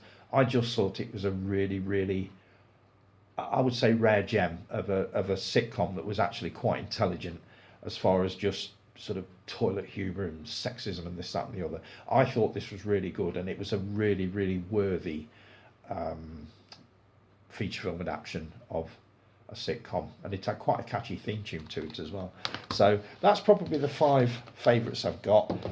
I do have a soft spot for the Are You Being Served movie. It was probably one of the worst ones, but I do have a bit of a soft spot for it. Don't know why. I thought it was just funny, and I will always watch it if I see it on. It's going to be on over Christmas, I'm sure of it. So yeah, they're my 5. Great choice on the Hendrix DVD. I've seen All Is By My Side. It's a decent film. Want to hear your thoughts on it. When I've watched it, mate, I will definitely give you my thoughts on it. I need to find that one upstairs because it's gone up there, and I need to bring it down and put it by the TV. A-Team, nice one, yeah. Looking forward to having a look at the first season of that, but I've been told I've got to watch Airwolf first, so I'll come on to that one. Battlestar. I love the original as well as the remake. I watched it as a kid and loved it instantly. Dirk Benedict was the actor you were thinking of. He was also in A-Team. Yes, I think David pointed that one out to me. Yeah, for some reason I couldn't get Dirk Bogarde out of my head, and it definitely wasn't Dirk Bogarde. But yes, I do remember that. Didn't he play? I can't remember the name of his character. Can't remember, but I do know he was in A-Team, and now you've mentioned it, I definitely remember it. Love your school book. Some of the pages are stuck together in quotes. It's not what you think. I didn't love chemistry that much. I think it's just the age, and it's been up in the attic for, wow, it must be 50 years now. So obviously it's going to be in a state of disrepair. So thanks for that, Guy. Much appreciated, mate. Hope I've answered your question there. Keep the questions coming, guys, by the way, because that's what keeps me talking on this. Right, Callie. Morning, love. How are you? Good morning. Enjoying Tony time with a brew. By the way, if you can't remember making these comments, that's because they're probably from 2, maybe 3 weeks ago. So take it from me, you did do this, because I'm sure some of you are there thinking, I don't remember saying that. You're not going to. So, time for me to chime in on the fireworks debate. When I was younger, yes, I loved them, but now it's just a noise and annoying. They've gotten so loud now, every time one goes off, it makes me jump, let alone my poor kitty Gizmo who runs and hides. On the 5th of November, fine. On New Year's, fine. But not for a bloody fortnight before and after those times. I've said all I'm going to say on this, but you absolutely completely agree with me on this, and I know you do. We haven't seen Gizmo on the video, by the way, for quite a while. I wouldn't mind a look and see Gizmo on Higgis. But yes, you're totally with me on that. I get it. Let's see. I agree with Guy. Get on Airwolf now. You have been told. There you go. So yes, I will be getting onto that. Thanks for the shout out, honey. You're more than welcome. Here's a question. Instead of your best Bond, who's the worst Bond, in your opinion? The worst? Oof. Oof. I don't know.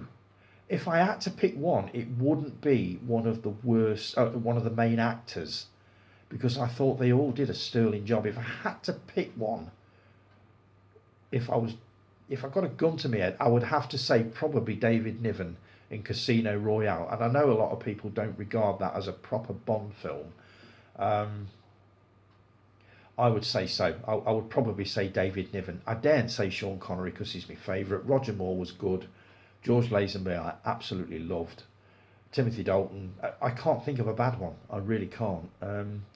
If I had to pick one of the main ones, the Bond films that I don't tend to watch often are probably the Pierce Brosnan ones. They are good, but they are probably my least favourites, if that answers your question better. And I know a lot of people would not agree with that, because a lot of people swear that Pierce Brosnan was the best Bond. But not for me, I'm afraid. So, oh damn, the Blair Witch Project sent out with a fault on the disc. That would annoy me to no end, and I'd have to get them replaced. I've had an update email from Second Sight, basically saying that they've had my email and I've been registered for a replacement when they are sent out. So I've just got to bear with it. Apparently it's not going to be until January, possibly later, so I've just got to sit tight. I wouldn't even have known about the fault if somebody hadn't have told me and I'd been on the forums and seen it. It would not have occurred to me to check it. And with not having a brilliant sound system, it's a good one, but it's not brilliant. I probably wouldn't have noticed anyway. But if they're sending new ones out and presumably not wanting the old ones back, then it seems daft not to at least put something in for them. So yes, I've had an updated email, and hopefully that will be sorted within the next couple of months. The reference that Jason Kerr got was in The Name of Jupiter's Balls, but I'm not going to tell you which film it's from. I'm going to let you do some detective work on that one. I found it basically by entering the quote into Google. It's Night of the Living Dead from 1990. And it's somebody called Hondo that says it after almost killing Barbara, thinking she's a zombie. Is this the Barbara from the original Night of the Living Dead? They're coming to get you, Barbara. Is it that one? Jesus, goddamn, holy love and shit! What in the name of Jupiter's balls are you doing out here alone, little lady? Do you know what? Just watching that 10-second clip has made me want to see this film, so I will be grabbing that one. With it being a remake, I didn't bother with it at the time, but now, yes, I wouldn't mind a look at that. So, yeah, leave that one with me. The more I think about it, I might have seen bits of Ghost Stories for Christmas, as there are very hazy memories of my parents saying it's too scary for you. Look forward 30 years. Must have only been about 4 years old. Yeah, I mean, there would have been a little bit too scary for 4 years old. So that would have been 1988, you said. So not sure. I would definitely recommend them. Again, they're a window into a time that no longer exists. These things were terrifying at the time, but you're going back 50 years. The two I would recommend you take a look at are A Warning to the Curious, starring Peter Vaughan. That's from about 1972, and The Signalman from 1975 or 6, starring Denham Elliott. They are the two that I would recommend you kickstart it with, because they are the best. I thought they were the best. I Spit on Your Grave 2 and 3. I want to watch them, but I keep putting it off. I'm a massive horror fan. Not much phases me, but after the first remake, to say I'm apprehensive would be an understatement. I would not watch them. I don't think. I've seen the original, and that was enough for me. It was a grossly unpleasant experience, and not one that I would wish to repeat.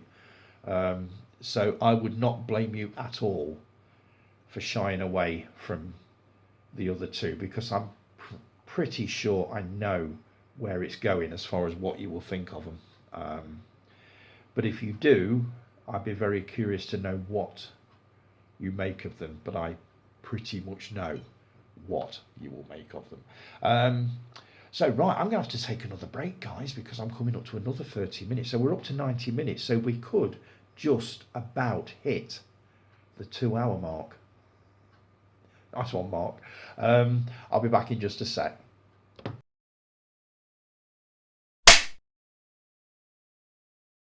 And we are back. Right, this is definitely the last half hour. This will bring it up to 2 hours, I think. Maybe just slightly shy of that, but we'll see how we go. Right, back onto Callie's comments. I think we're going to have to cover the Twilight Zone as its own episode on Higgis. I think that's a good idea. There are so many episodes, not including the movie, all that sort of thing. So yeah, I think that would be a cracking idea, and that's an episode I would definitely look forward to watching. Why are the pages of your old school book stuck together? I think I answered this one for Guy. I didn't enjoy chemistry that much. I think it's just the sheer age of the thing. As I say, it's been stuck up in the attic for the best part of 50 years. So it's going to show signs of wear and tear. So there's your answer for that one. Oh my God, the Viewmaster. I loved that when I was a kid. I had a Ghostbusters one. I had quite a few. I had sort of, I think it was one on the Grand Canyon. There was one on the Seven Wonders of the World. I had a couple of Star Trek ones. I had quite a few. I loved my Viewmaster. I really did. And when you look at it now, Callie, it still looks impressive when you look at those 3D pictures. They look great. Sorry, I'm not just centralised myself. There you go. So yeah, I did love my Viewmaster. I mean, I'm really enjoying all this retro stuff that's going off at the moment. I would suggest for an episode of Higgis. Oh, I think you've already done it. You've done games, haven't you? Sorry to apologise. You have. I was going to say retro board games, but that was pretty much included in the last Retrovember of I think it was computer games and stuff like that. So apologies for that. Good old Captain Pugwash with Master Bates and Seaman Staines. Were they real? People always talk about this, but I don't remember it. I'll have to look it up on Wikipedia or something to see whether they were actual characters' names. In which case, obviously, somebody at the BBC was having a huge laugh at the British public's expense. They must have been. They can't possibly have come up with those with a completely innocent meaning. They can't have done. So I'm going to look into that. Those books are a thing of beauty, Hunt. A little window into the past. I love looking at old annuals. I used to get them every year for Christmas, and there's still some up there. I'm sure there is.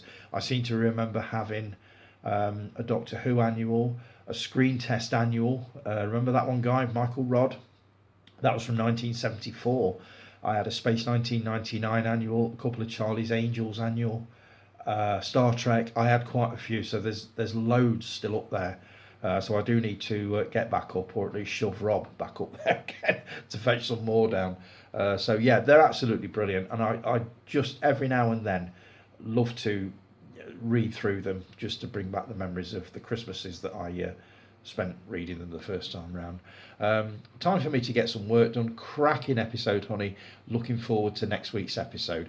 Thanks, Callie, much appreciated. As I'm looking forward to the next episode of Higgis, which I believe is a geeky chat. Which I always look forward to because you never quite know what's going to come up in those. So I'm going to try and get a listen to that one hopefully later this morning. Really enjoyed the Retrovember. That was absolutely brilliant. I was hanging on your every words with that one. What with the movies, the television, the computer games. What else was the cartoons? What I've done very quickly, I'll show this because you asked me to show you this one. This is that Batman set that I was talking about. This is a Blu-ray. I don't know how many discs, but it's all 120 original broadcast episodes on Blu-ray, fully remastered with 3 hours of extras, which I'm really looking forward to getting into. I've had this for quite a while and I've not taken a look at it yet. But that's the. There's not much to it, I'm afraid. There's nothing like art cards or books or anything like that with it. But that's just the case for it. All the discs are in there, as you can see. And that's the back if you wanted to freeze frame that to check out the extras, which I think are listed better on the actual box. So just bear with me. There you go. So that's that. And I've also sorted out, in reply to your first episode, or was it second, of Retrovember, they nearly went, 10 of my favourite retro TV series. Now these are in no particular order, and they are by no means complete because I have got so much television stuff upstairs. This is basically just an extended version of shows I grew up with, which I will be coming back to in the new year. But these are 10 that I just happened to pluck off the shelf that are retro television that I thought you might like to see. First one is a series that I used to run home from school every week to watch. This was absolutely amazing as a series, and I think it captivated the adults as much as it did the kids at the time. Watching it now, a lot of the episodes are extremely dated, a bit naff, but there are a couple of stories in there that still stand up well. Ace of Wands. It had the coolest theme tune ever, which I've actually got on a CD somewhere. This was just a brilliant series. Basically, Tarot is a sort of a magician, a mystic. He's got these two assistants, and they basically take on sort of supernatural cases to do with mummies, magic, superstition, that kind of thing.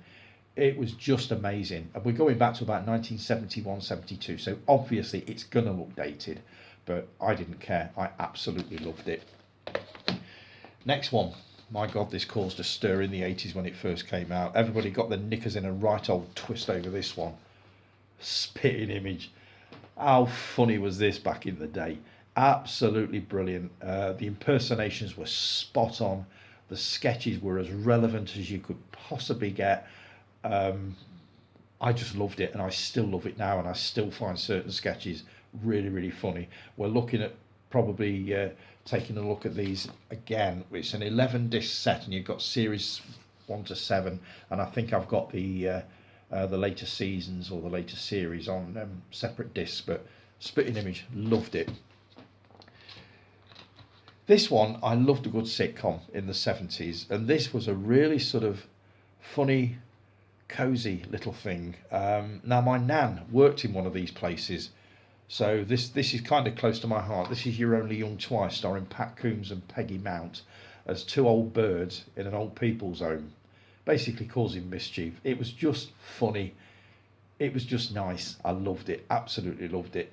I would love to watch this again. I've got all 3 series upstairs, so I will be taking a look at that one again. Chips. Who didn't like chips? This is just to show that I did catch some American series in the 70s. I think this was probably about 1979, 79, 80. It was just two motorcycle cops going about their everyday work to a pounding disco soundtrack. There was nothing like it. Absolutely loved this. This was essential Saturday afternoon tea time viewing on top of Doctor Who and stuff like that. Loved Chips. This is another one that I used to run home to watch every week from school. I'm glad I've got all 68 episodes on DVD. I have watched all of these through, and pretty much like Ace of Wands, a lot of these were pretty naff, but a lot of them are bloody good as well. The Tomorrow People, an unforgettable theme tune, some absolutely brilliant stories in amongst these. It's hard to describe it. If you've never seen it, this was one of the coolest shows on television, and certainly for kids at the time. But never get bored of watching The Tomorrow People. I'm due for a rewatch of that one very shortly. This one, I used to watch this with my dad. I bought him this for Christmas one year, and he loved it.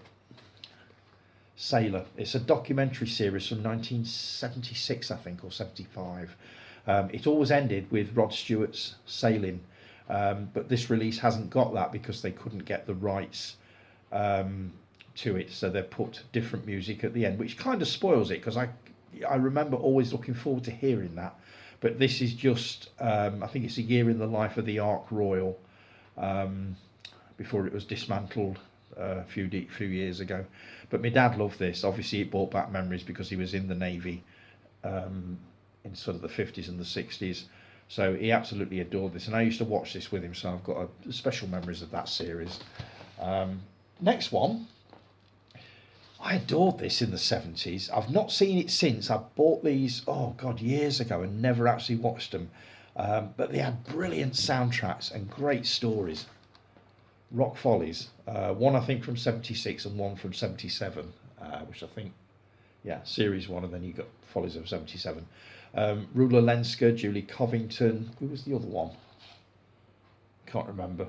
Basically, there were a band called the Little Ladies, and it was just an expose of the rock music scene as it was in the 70s. It was quite adult in its content. It will probably look extremely tame today, which is why it's only got a 15 certificate as opposed to an 18. But again, loved the soundtrack to this, and I believe I've got one of them upstairs on vinyl, but I used to love Rock Follies. The Owl Service, ghost story type thing, set in Wales, all to do with a dinner service. I can't remember much about it. I've not seen this for many, many years, based on a book that I read when I was at school.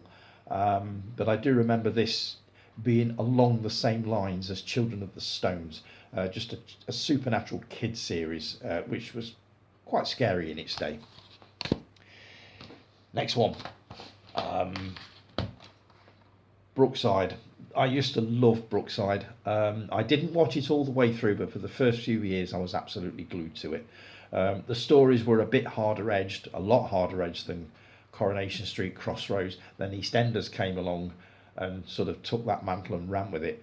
But there were some real brutal storylines in this, and towards the end there were some 18 rated episodes, if I remember right. But I believe they're showing this now on STV, but this is selected episodes from the series, which we have watched and loved. And finally, I loved this in the 70s, the Kenny Everett video show. They've just started showing this on That's TV, and I watched, or started to watch, an episode a few nights ago. It's cut. Many, many cuts during the 20 minutes that I watched it, and thought, I can't watch any more of this. I'll stick with my my DVD. So if you do watch That's TV and you love this show, try and get hold of these, because what you're watching is censored episodes. And when you've seen them, as often as I've seen them, you spot the cuts straight away, pretty much like you do with the Carry On films. So that is 10 of my favourite retro TV episodes. I'll come back next week with some retro cartoons. and I'll be going through the other episodes of Higgis as well. So I'll come back next week with some retro cartoons to show you. Thanks ever so much for that, Callie. Brilliant to hear from you as always. Jason P, morning Jay. Great vid as always. Thanks, mate. Now I've got to try and read the few notes I made in the dark. Dogs finding their tablets. We had 5 Rottweilers over the years and all of them found their tablets. How the hell do they do it? In the end, it was a case of putting it on their tongues, lifting their heads up and closing their mouths, then running their neck until they swallowed it. I've never dared try that with mine. We were talking about basically taking calming pills and how you get dogs to do it, which is damn near impossible. So, you've got some money's worth in those annuals, I bet. We need a spin-off video, Tone's Archives. If I get all the rest of the stuff down from the attic, what I'll do is I'll show it off as I sort of get it, and I'll have a look in the back bedroom, because I'm fairly sure there is some stuff in there that I've not noticed. So, but when I do get it all down, I will happily do Tone's Archives for you. I had a Viewmaster. I regret having a Planet of the Apes reel. Does that mean I regret not having? Because I'd have loved a Planet of the Apes reel, but can't remember the others I had. I remember most of them, but not all of them. Yes, there was a sledgehammer involved with the iron tube in I Spit on Your Grave 3, in which case I have either seen that film or I've seen that part. And yes, I did pretty much go, oh my fucking God, really? Oh, so, Callie, if you're watching this, beware.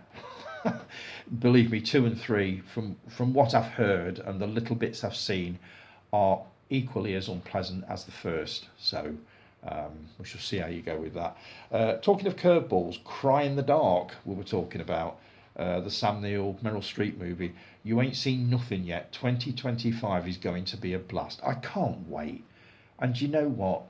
Let's carry it on into 2026. I'm just going to keep it going. I've not started mine properly yet.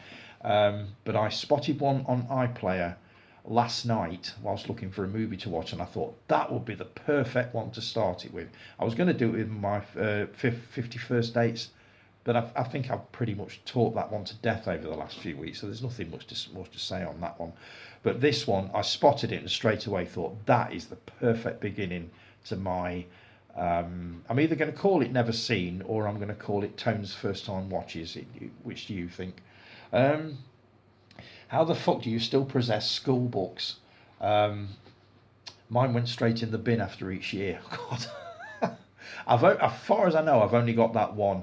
And if I remember correctly, I've got some large sheets of white paper with technical drawing lessons on them. Because we used to do technical drawing and that's coming so useful over the last 50 years. Not. So, but I'm fairly sure I've still got some technical drawing bits and pieces upstairs. So if I come across them, I'll bring them down. Falling Down is a great movie. I saw that at the cinema and he is bang on about the burgers, isn't he just? We were going to watch it last night, but I spotted one on iPlayer that I've wanted to watch for ages, which I'll be putting my thoughts on the group very shortly, because Roy wanted to know what I thought of it when I put a post on last night. A film called Relic, an Australian movie. Didn't realise it was Australian. Really, really good. Enjoyed it, but I'll come back to that on the group. But yes, we will be watching Falling Down one weekend very soon, as I've mainly got it because he hadn't seen it, and I insist that he watch it. So that's it for this week. Hope your eye gets better. Hopefully now it's okay, mate. Now get those Christmas movies watched. I will, absolutely. Never seen it. I've got 2 here because obviously I'm a week behind. Never seen it. Week 48. Yes, it's a few hours earlier than usual. The grandkids have had a sleepover, so they will want my full undivided attention in the morning, and I won't get a bit of peace. So Tony Time will be a late viewing also. Don't panic. I will get those comments in before you record on Sunday morning. As it happens, I had to cry off, so it doesn't really matter. That week's was Wanted, Dead or Alive from 1986. Bounty hunter Nick Randall, Rutger Hauer, is offered $250,000 by the CIA to get the terrorists behind the bombing of a Los Angeles, California movie theatre. Nick quit the CIA because he couldn't trust them. Can they be trusted now, and can he stop the terrorists? I'm really curious about this. This is one that I actually wouldn't mind watching. It's not my kind of film, but what you say about it, I wouldn't mind giving it a go. Not sure why I never rented this out, because it was my kind of film back in the 80s. Then I'd forgotten about it for years, and a few months ago it popped up on Prime, so it's free, so I've got no excuse.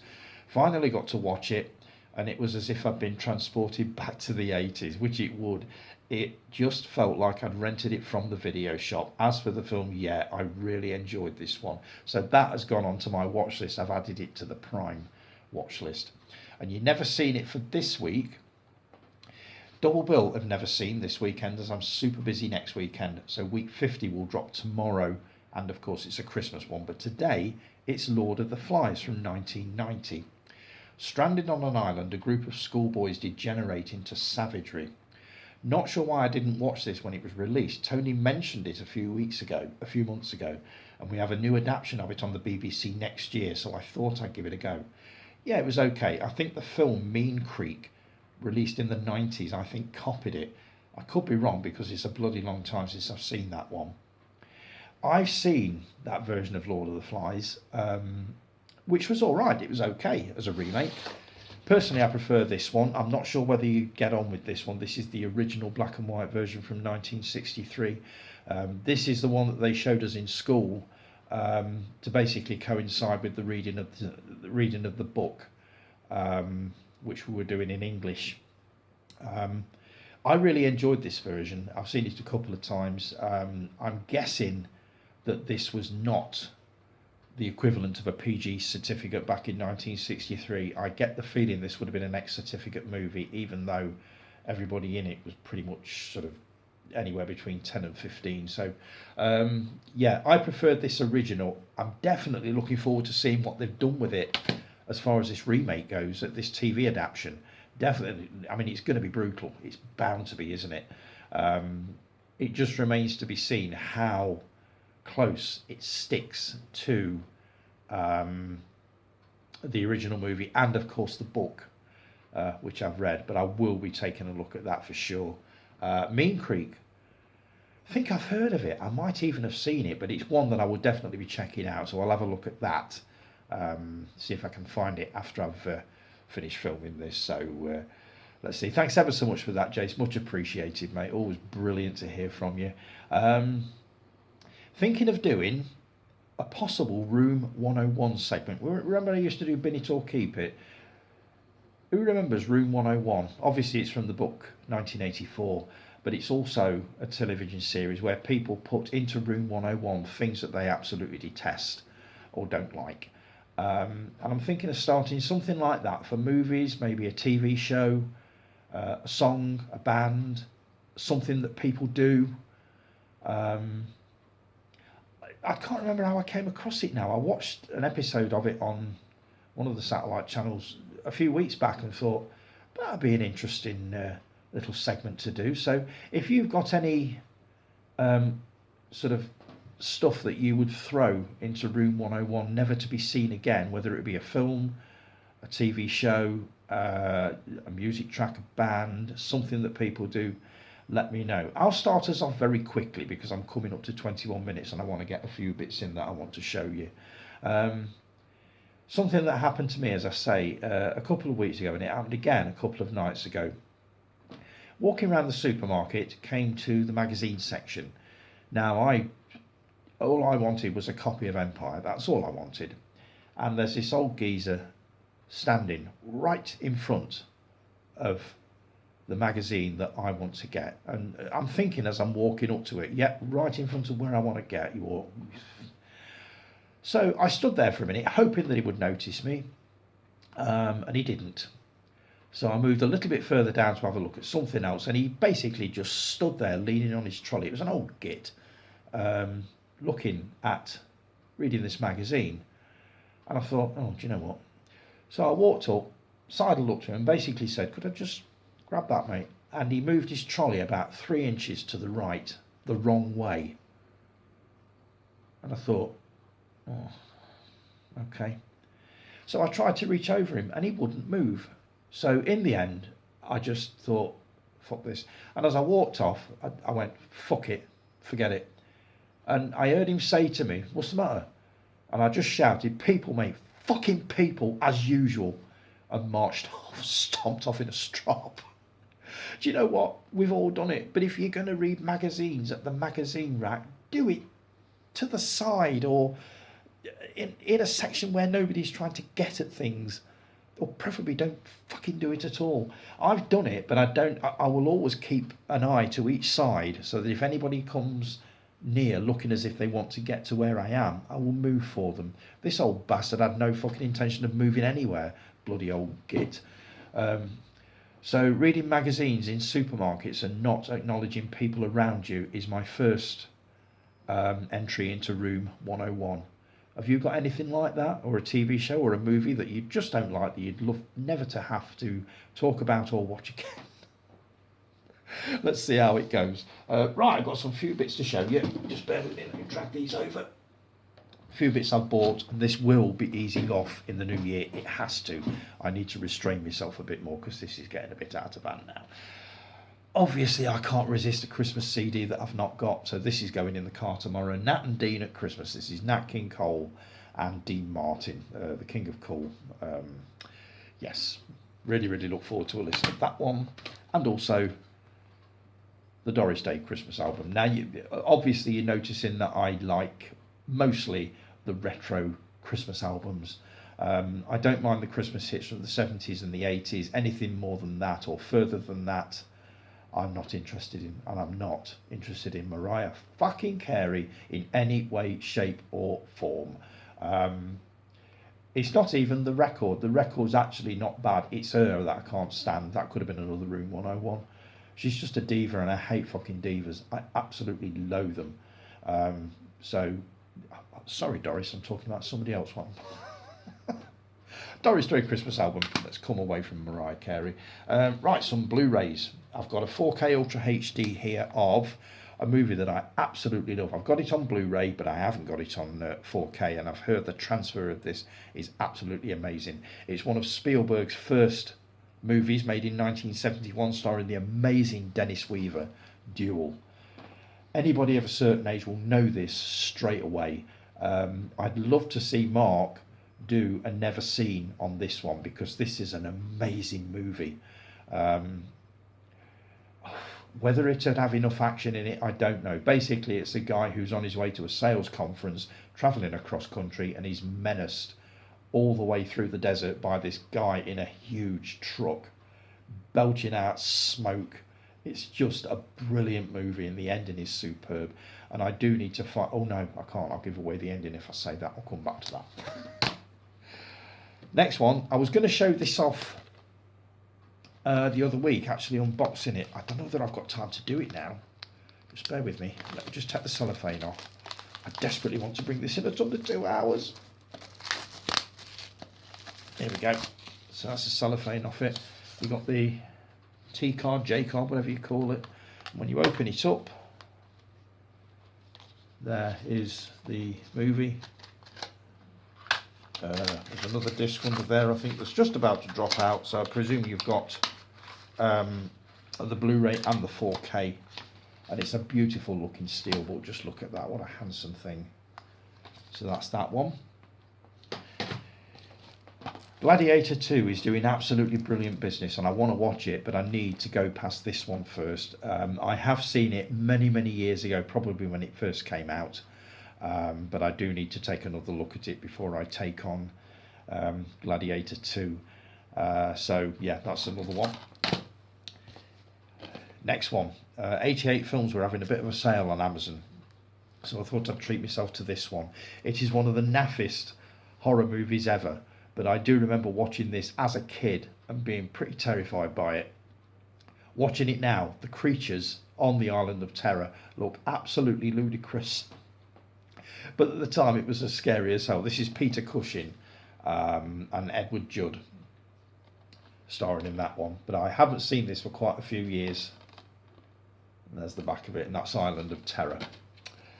I said I was going to get this, and I'm so glad I've got it. Cooking price wise, I'd never heard of this before the BFI announced they were releasing it, but I can't wait to watch it. I mean, if you want to watch one of the masters of terror whipping up an omelette or something like that, this is the one to go for, cooking price-wise. I had no idea that Vincent Price had done a cooking show, and I would never have put the two together in a million years, but I'm really looking forward to watching the first episode of that to see how it goes. And there is an absolute wealth of special features on there if you want to freeze frame that lot. That's going to be worth a watch. And this one, it nearly completes my Chaplin collection. I didn't realise I hadn't got these. A Woman of Paris and A King in New York. I think I've probably got another 2 or 3 to get, and my Chaplin collection is then complete.